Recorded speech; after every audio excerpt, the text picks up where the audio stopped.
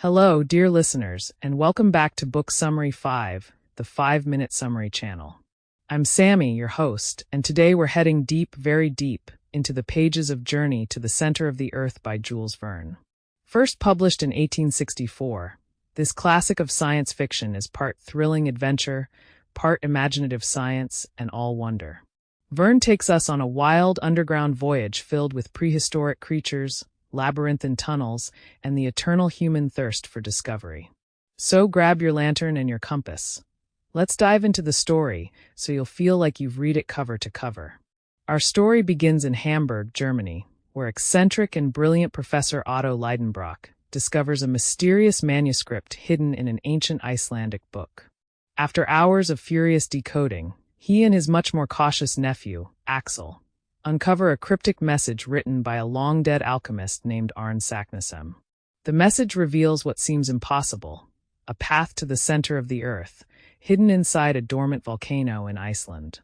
Axel is horrified. He thinks the whole idea is absurd and dangerous, but the professor is electric with excitement. Soon they set off for Iceland, where they hire a stoic and resourceful local guide named Hans, who will become a silent but essential companion on their descent. Their point of entry is Snæfellsjökull, a snow-capped volcanic crater. And from the moment they step into its dark maw, the adventure begins to unfold. With ropes, tools, and minimal provisions, they start descending into the Earth's crust, venturing deeper and deeper into a world few could imagine. At first, the journey is filled with the expected challenges, narrow passages, sheer drops, underground rivers. But as they continue, the laws of the natural world begin to bend.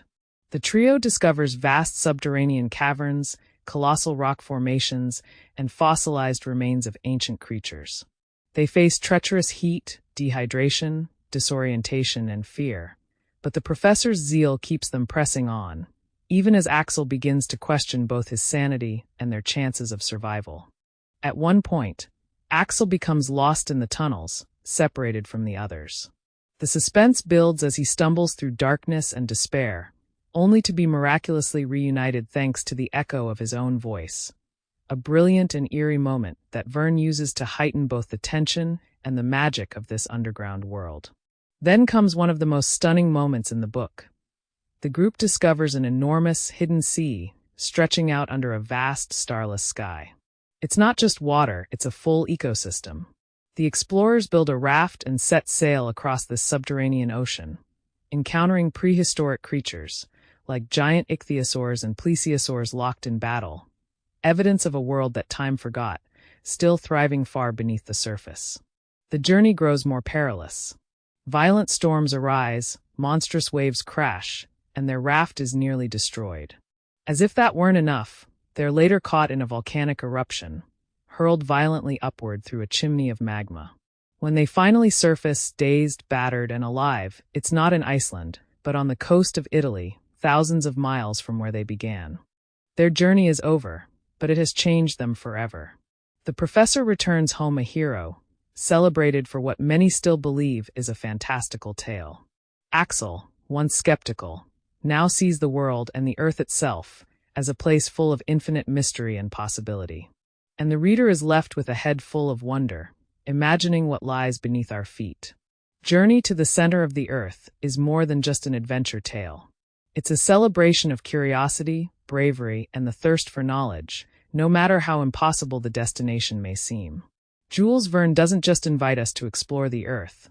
He invites us to challenge what we believe to be true, and to dream bigger than the limits of the known world. Thank you for tuning in to Book Summary 5, the 5-Minute Summary channel. If you enjoyed this descent into Journey to the Center of the Earth, please subscribe, like, and share it with your friends. Until next time, happy reading, and remember, sometimes the greatest journeys begin with a single, mysterious message hidden in a forgotten book.